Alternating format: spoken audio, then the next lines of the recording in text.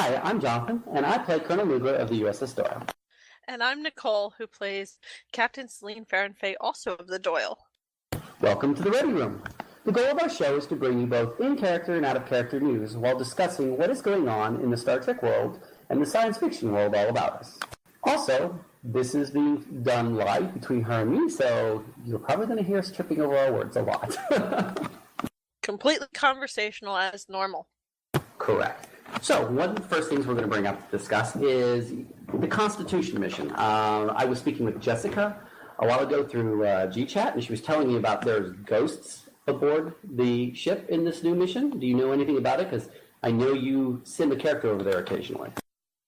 Occasionally, I do sim Sundasa, Celine's younger counter self from this time, where Celine's from the future, but I occasionally sim Sundasa over there, and right now, my understanding is there are ghosts somewhere on the ship. I haven't encountered any because I'm not really active in the plot line, but I do know that every deck below 8 are currently without power. Isn't like the your character Sundasa right now is like stuck in a holodeck in like a sundress and the weather got changed on you or something like that? My character Sundasa, she's in a holodeck. They were running a program, mountain climbing or something. She doesn't really dress appropriately for those things, so she's in a sundress, and the power went out. Some voice over the comms said they're here, very poltergeist type.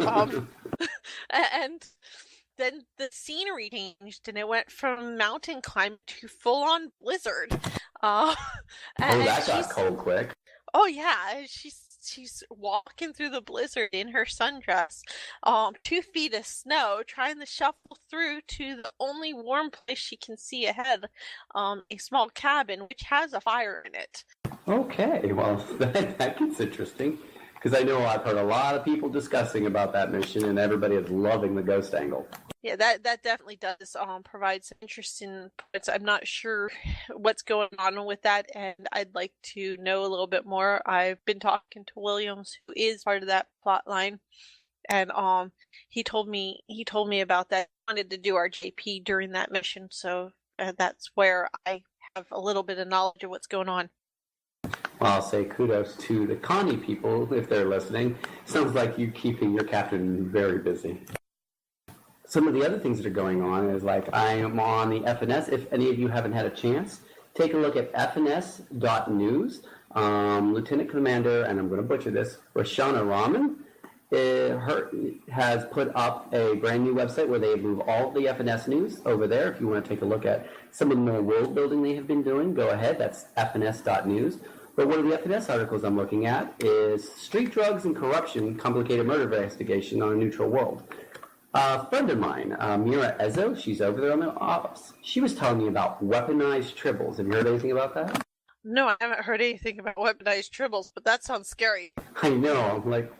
There's an article here that says, like, several weeks ago, the body of a wanted tribble breeder showed up dead in an impoverished on Talani capital of Anjanar City. And it looks like they're investigating it. But what she was telling me is like they've got weaponized tribble. It's one of those situations where everything is going 5 or 6 directions at the same time. And they're having a great time over there. 5 or 6 directions of crazy.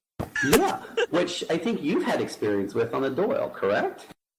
Yes. Our crew does tend to go crazy. What was it? Klingons, Romulans, and pirates. Yeah, and especially with our Sisterhood of Chains mission we're doing right now, everybody has really loved that mission.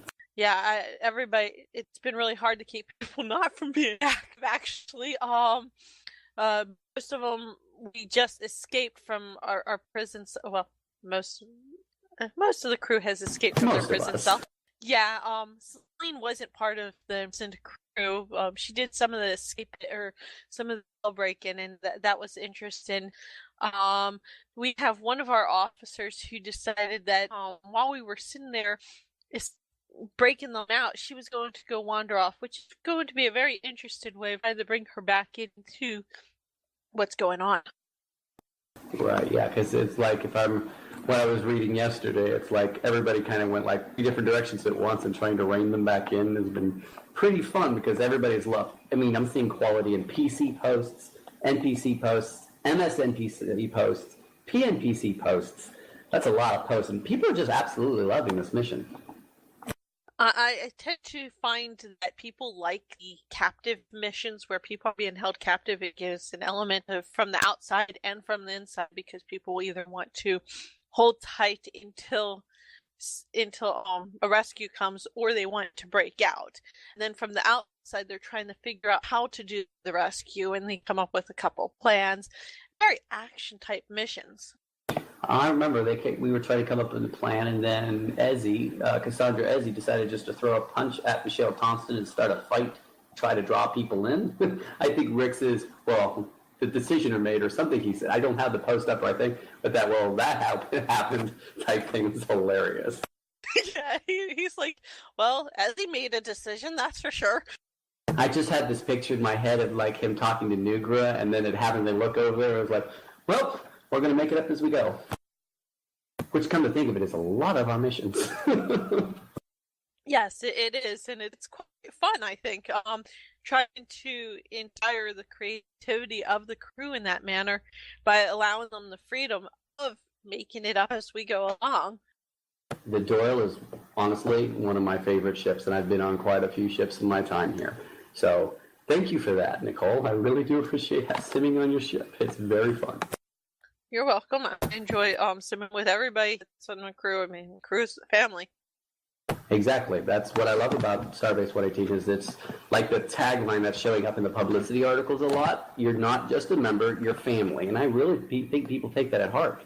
I mean, I have met you in real person, and we've talked. We went out to the Crayon Factory and we hung out. So we're just not members of an online group. We're family. Yes. I'd like to give a special shout out to Fleet Captain Quinn Reynolds, who is a new EC member, promoted up to Fleet Captain. She's been Captain at Large before. She's was a long time Captain's Council Magistrate. She is one of the cadet stewards. She's been the first face many of us have seen coming into the fleet, making sure all of our problems right when we come in the training class have been solved, or the questions have been answered. She's a qualified trainer. She's been wiki administrator for a while. She's one featured bio. She's also a write-in challenge winner from when we had in challenge years ago. So she's a well-rounded captain. She's captain of the USS Gorkin right now and running her own crew. I'm not sure how much more I can say about her. She's a really great person, and I enjoy talking to her and working with her on the EC and CC. Yeah, and my shout out's going to be to my great friend, Fleet Captain Reynolds, who recently got promoted to Fleet Captain.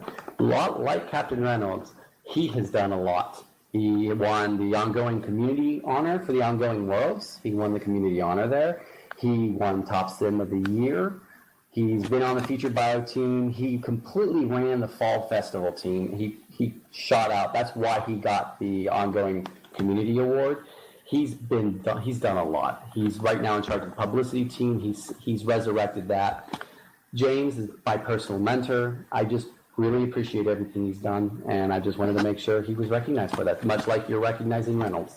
They're both amazing captains. They're both amazing staff members, and I enjoy working with both of them.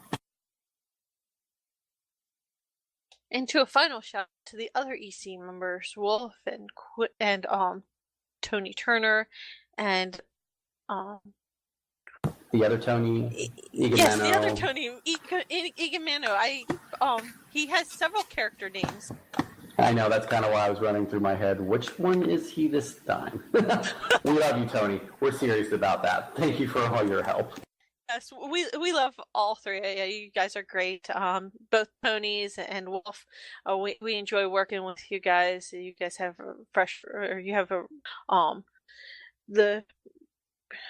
you guys have the fleet at your heart, and you guys make sure you do the best for it. And we love the fact that you guys are up there taking care of us. Yep, I completely agree with that. So, some of the other things we want to discuss in the Star Trek world. I've heard more about, there's a new Star Trek series. I know later in the podcast we're going to be covering more on that. But have you heard about the Axanar fan movie that was being made? I've heard a little bit about it. I can't be very up to date on it, but I do understand that it is a fan movie that's being made. Yes. I brought up a link. I'm looking at it now. Axanar is pretty much the story of Garth of Izar. If anybody who's a real ardent Star Trek fan recognizes the name from a TOS episode, and I'm trying to remember its name right now, hence live, and I wasn't prepared to go down this route. But he's a character that showed up in the original series. He's like Kirk's hero, and these fans decided to make a movie about Garth of Izar and why he became like a paramount figure in Star Trek. He's like extremely important into the Federation based off of the original series. But from what it looks like here, it ran into some issues. Some of you may have heard about that Paramount, CBS Corporation and Paramount Pictures have filed a copyright infringement suit against them. Yeah, it sounds like they are getting serious about these copyright laws. Yeah, I mean, Paramount has always kind of had an unofficial, hey, if you're not making money and selling it, it's okay type thing. So I think that's kind of where the case is going to go, because they're not making money out of it, but they've got a pretty massive budget. So are they worried about the budget or what? What makes this stand out differently? I'm not sure. I'm wondering if it's because they might be worried about it drawn from their franchise. But the thing is, I think fan movies like this actually bring to the franchise more than take away. It's bringing up more buzz and making sure people are interested in what's going on. No, I completely agree with you. I mean, I understand protecting your copyright. I mean, that's why they invented the Creative Commons license to create a way of protecting a creator, but still allowing more freedom for people to do things without, the rights being infringed and so forth. So, yes, Paramount hasn't released Star Trek under the Creative Commons, but I agree with you. I would assume, they would love the support or even get them on board to help out type thing with the PR side of it. I'm hoping something gets situated quickly, but I'm wondering with the lawyers of the group that's doing the fan movie, if things are going to end up being in CBS's favor or if it's going to be in the favor of the fan group. Yeah, that this if anything, it'll be a landmark case for when it comes to fan movies. It certainly will set a lot of precedent. Yeah, it will. I mean, I just brought up the cast of Axanar. Another thing might be scaring them is they've got some major named actors playing these characters, like Alec Peters, Tony Todd, Richard Hatch, a lot of major names. Speaking of Creative Commons, you understand that legal group or legal definition and everything a lot better than I do, and I know over the last 12 months we've had a lot of questions about Creative Commons and what it pertains to and what exactly does it protect. Right, yeah. Creative Commons is a very simple, yet it can be very convoluted at times. People don't completely understand what it means. Creative Commons, first of all, a lot of people are like, well, it's not a legal license. That's not true. I believe it was in early 2000s. The courts upheld Creative Commons as a legitimate license. So it's not like something people throw out there and it's not legal. The courts have backed it. Come to think of it, I think the person won like $2,000 for improperly using their copyright. Wow. Yeah, it's like that was a big thing for Creative Commons is when the courts upheld the license as legitimate. A lot of these licenses, like liquid software, GNU, or when it comes to mechanics to paper, pen, games, the OGL, Open Game License, having a court back you makes it more legitimate. So the Creative Commons, which is a lot of Starbase 118 things are under, is legitimate and protected and can be enforced. And what exactly on Starbase 118 is protected by Creative Commons? Anything that is created original. Pretty much the items would be the character. That's the biggest thing, characters. The character you create, Sandasa, Nugra, yes, they were built in a Star Trek universe, but you created it. It's your character.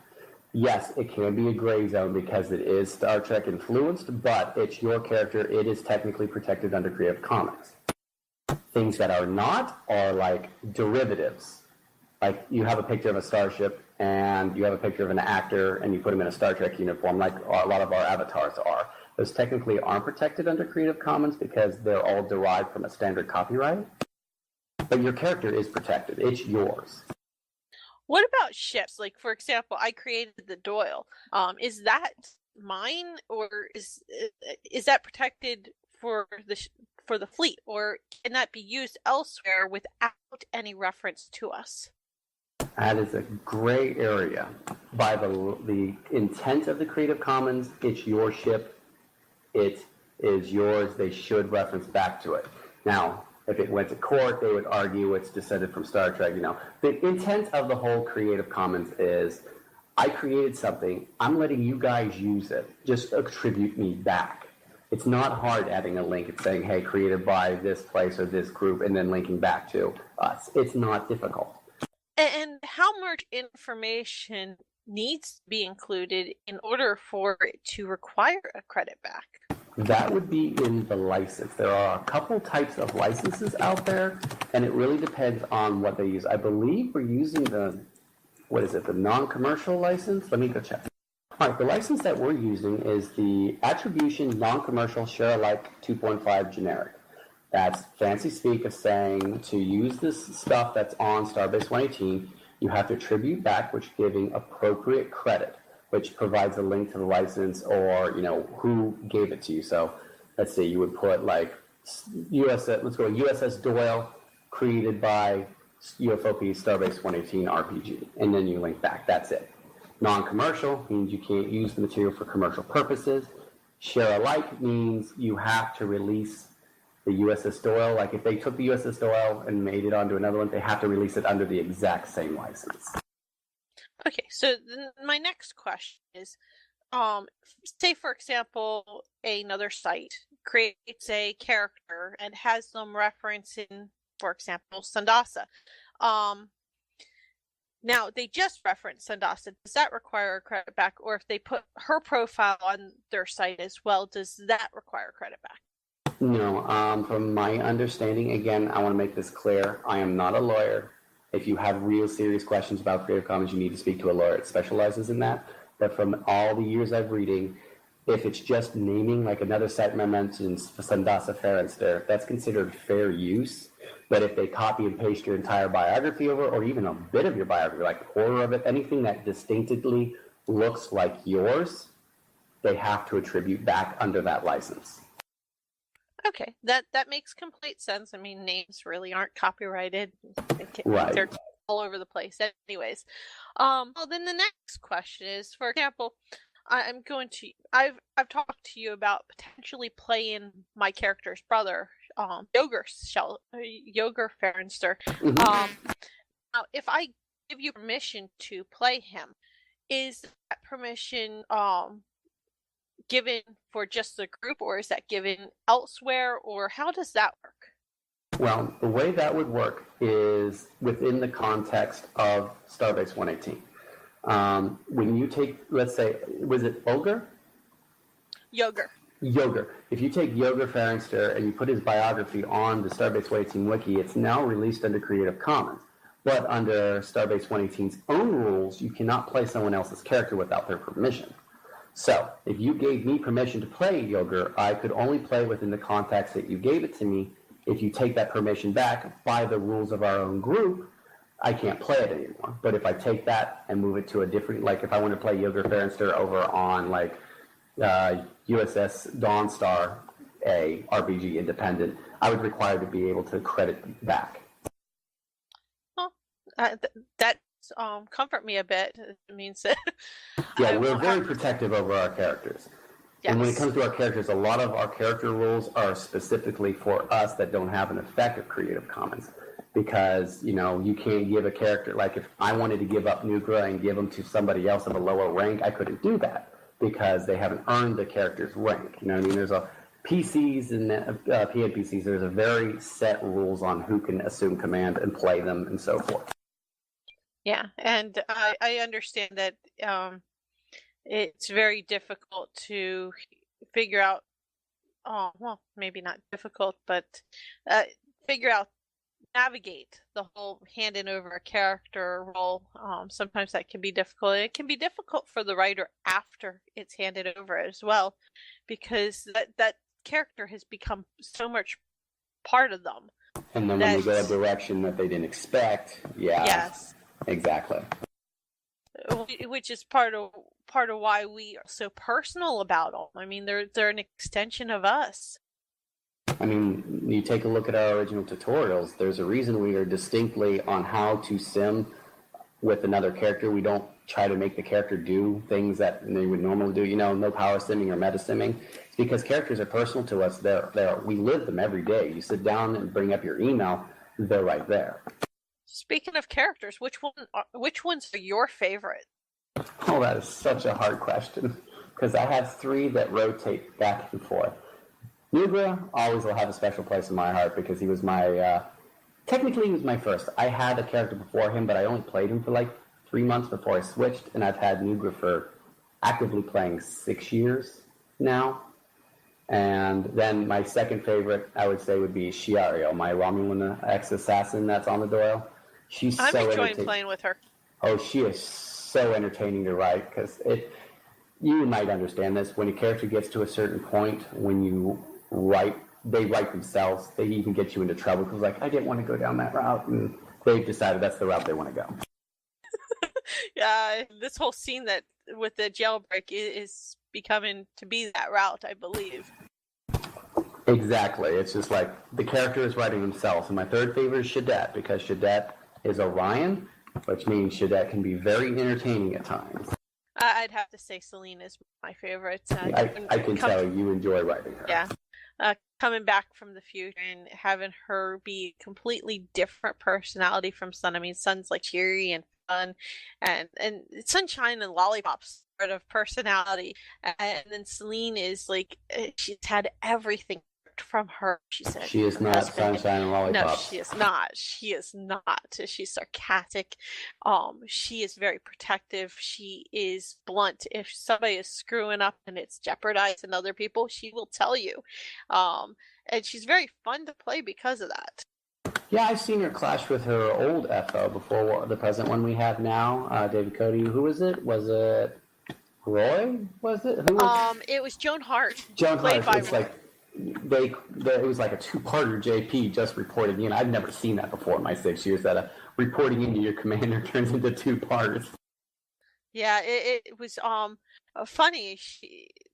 Of course, Joan Hart did transport one of her crew members off of her ship without her permission at a crucial time, which, I mean, she didn't know if the person was infected by what was going on the planet or not. And she's like, you just took my crew member. That's my crew member. You had no authorization, and I don't think I can trust you. Speaking of characters, you've been in command of a ship for like a year now, right? Well, I've been in command of a ship for almost a year and a half, but I've been captain since February last year. So within that time, what do you think? You've had a full year and a half to be sitting in that center seat, both IC and OC. What do you think? Wow, I have been in this seat for way too long. I remember that feeling. Oh, it's a lot of work. The ship is yours. You're solely responsible. I mean, while you do have crew that you delegate to, and staff and first officer and everything, it's ultimately your responsibility if things aren't going the way you want them to, if the plot isn't, or if people aren't simming, or number of things. And it can be pretty stressful. It can be a whole lot of fun too, especially when you find out how different things about different characters. when you experience having your crew tell you how much they love you. That's a whole lot. I love and how much fun the crew is having on the ship. I take great pleasure in hearing that. You take great pride into it too. Yes, I do. I take great pride, and I feel like I'm always needed, which is a good and a bad thing, having the feeling of always needed, because I like feeling like I'm needed, but just feeling like I'm always needed is a little bit overwhelming sometimes. So we're almost like your internet children. Yes, I'm the mama of the ship. So most people, I mean, I've heard like the youngers think that simming is only you just sim and you send in a ship report. There's a lot more to being a captain, isn't there? Yes. If people haven't simmed for a while, like say I have somebody who hasn't simmed 7 days, I have to go and look at that and see, okay, when was their last sim? Has there been any tags for them? If there haven't, is there anybody who can tag them? If there isn't, then I need to figure out a way to include them, because there's got to be some reason why they haven't been involved. And if they aren't on a leave of absence or haven't told me that there's something going on in their real life, they're probably waiting on somebody to include them in the bot. And you're also still expected to do additional duties too, right? You know, like when I was in the center seat, I facilitated the group. Yes, I am part of the training team. I am a commandant there. I think that's pronounced that right. Yeah, you did. Commandant. I am one of the commandants of the training team, and it is a job of itself, especially since our training team does need a little bit of help. Right now we are at our lowest numbers with trainers, and so if any lieutenant commanders or lieutenants out there that are listening to this are interested in the training team, please feel free to tag your captain and tell them that you're interested, or tag one of us, John or myself, and we will get you involved in the training team. Yeah, I'll double onto that. If you can help us, we'd appreciate it. It's a fun thing to do. I enjoy being in the academy. It's fun getting to help the new guys coming in. I mean, perfect example. Nicole, who was your trainer when you came through? You were my trainer. You were the first face I saw coming into the fleet, and we have established a really good bond since then. We are best friends. He's more like a brother to me, and I appreciate that role, still being in contact with you after all these years. I mean, it's been 3 years. You're my favorite cadet. I'm probably the only one who's still here. No, I think there's a few other ones, but I don't have the same relationship that I do with you guys. So, I mean, I got to meet your husband, who also we conned into playing the game with us, and we also drug your daughter in. Wow, we got a lot of your family in our group. Yes, my son is only 10 years away from being able to play. Okay, we'll get them all trained up and everything. But yeah, if anyone out there listening is interested in the academy, please contact your captain, or you can email me. You can email Nicole. You can, just if you have questions, please, we love answering questions. And we're always available for them. I mean, in some cases, it may take 24 hours for you to get a response, but we do respond fairly quickly. Unless you're me. If you haven't heard anything back within 48 hours, I probably missed it. Please send me another email. Feel free to scold me. Oh, I always do. I know. That's kind of what I was referring to. Especially as your captain, now it's my responsibility to. Well, I would say it was your privilege to do. I'm like, you can torture me all you want now. He's not just some guy on another ship. He's on my ship, and I get to make him do everything. No, I'm just kidding. Yeah, you are, because you don't do everything. No. Plus, I have a tendency to get caught up in other things, and I need that little kick in the pants. So, see, when you guys who are listening get an email from your captain saying, hey, don't forget to sim, it happens at the higher ranks, too. I get it.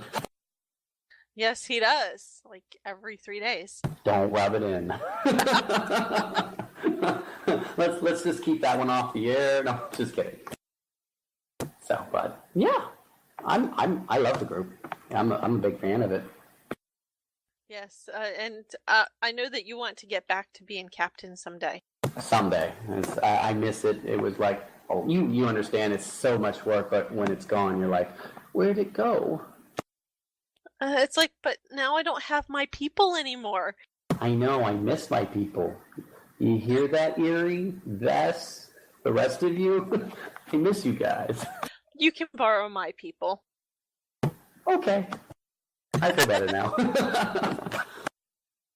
Well, I think that kind of wraps it up for this issue of the Ready Room. Anything else you want to say, Nicole, before we let them finally have their ears back?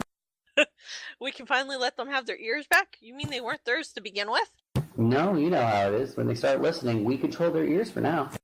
Okay, well, as long as we control their ears, I just want to say that I love all of the 118ers out there. I want you guys to keep on simming, sim us proud, and we will see you next time. Yes! I'll see you next time on the next issue of The Ready Room.